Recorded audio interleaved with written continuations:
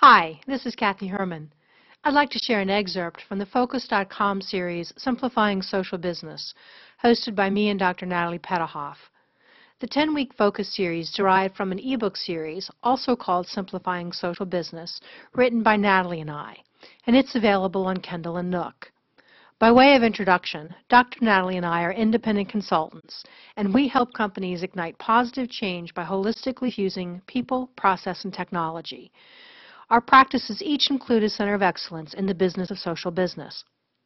We help companies understand how social media affects their bottom line, including performing social ROI analysis, and also to create strategies that provide real business value. Our diverse experience helps companies optimize customer relationships, grounded in the ways real people relate and do business with each other. And now, here's the excerpt. I want to go ahead and segue now into why social business is emulating the human approach. And Natalie touched a little bit on it, and we want to take the conversation a little bit deeper. And I want to start by answering a question that Kelly posted of what is the antithesis of the human approach. And to that, I would say, everybody has their own personal examples, but pick any example and say take it out of customer service where the process is more important than listening to the customer. So when you call in, for example, to a call center and you're dealing with people that are more interested in getting your contact information or more interested in the logistics of the call than they are in actually listening to you, that is an example of not taking the human approach. Because what's happening in those kinds of companies is they're making humans force fit to the process rather than have the process support how humans actually interact with one another.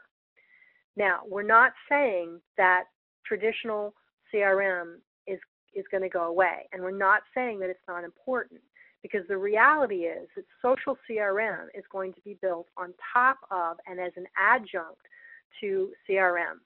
Businesses still need to understand from a transactional basis what's happening in their company. But what we're saying is by adding the social CRM, you can add in an extra layer of humanity and humanness. And it's not about adding the human touch. It's about being human. And to understand that, we need to understand how real people make decisions. The idea of the transactional approach is you're going step 1, step 2, step 3, et cetera, et cetera. But in the real world, people live in a networked environment. And what I mean by that is that they're influenced by the people in their communities. So family, friends, colleagues, people they trust, people who are like them. They're all influencing people's real-time decisions. And a transaction doesn't capture that, but social data is able to. And even some of us who like to believe that we are the lone wolves and we make our own decisions, the reality is, unless you're living someplace like deep into the Alaskan bush where you never come into contact with people, the reality is that even lone wolves are influenced by the people around them. And so when we are able to layer in that social data, and it comes back to the why are customers behaving as they are, that's the value, and that's when we can start to emulate the human approach. The idea behind social data and what it's reflecting is that it shows how people are turning to their networks in order to make decisions. And part of who's in your network, it's not necessarily all people that you know. It's people that are like you that you trust. Well, there's nothing to prevent a company from being part of that network. And there's nothing to prevent a company from being one of the influencers of their own customers or their prospects. But the difference is, and this goes back to something Natalie talked about, it's not about just pushing out a message anymore. It's about being genuine and authentic. It's about showing up in the conversation. And think about what a conversation is about. If you go to a party and you just meet somebody, and the first thing that they do is launch into telling you about their work and their services and how they can help your company do better, are you going to be turned off by that, or are you going to be engaged? if that individual comes in and you all start by sharing some small talk and you start to build a relationship, and sure, you can talk about what you're doing in terms of your work because that's part of who we are, but talking about your work is different from selling your work. So you build that relationship, the trust builds, and then it becomes easier to segue into a discussion of, yeah, I want to use your services. Well, it's the same way in social conversations that are happening on the web. So Garrick is asking the question is, should it be more than simply responding?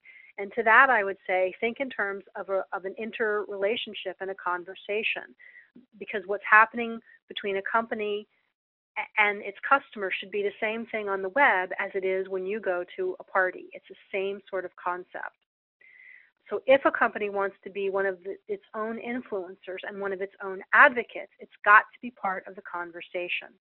And again, how do you find out where to have those conversations? That's going to take us back to social analytics solutions that are going to give you a roadmap to tell you where people are congregating to talk about your company or your products. Because what's important is, everybody talks about Facebook, but if your customers aren't on Facebook, then your being there isn't helping you be part of that conversation. You need to be where they are, and that's where social analytics can help you do that. Natalie, what are your thoughts on that?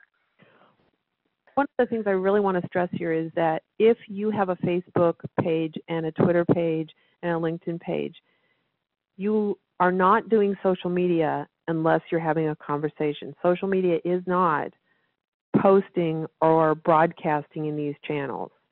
So if you look at a brand and you see brand, post after post after post, and it's all the brand posting, that's not social media. Yes, you're on a social channel, but you're not doing social media. Hi, this is Kathy again. Natalie and I hoped you enjoyed this excerpt of the Simplifying Social Business Roundtable series, originally sponsored by Focus.com. If you'd like to learn more, visit your Kindle or Nook store to purchase any of the ebooks in the Simplifying Social Business ebook series. You can also learn more from our websites. Both are chock full of free information. Thanks so much. Bye now.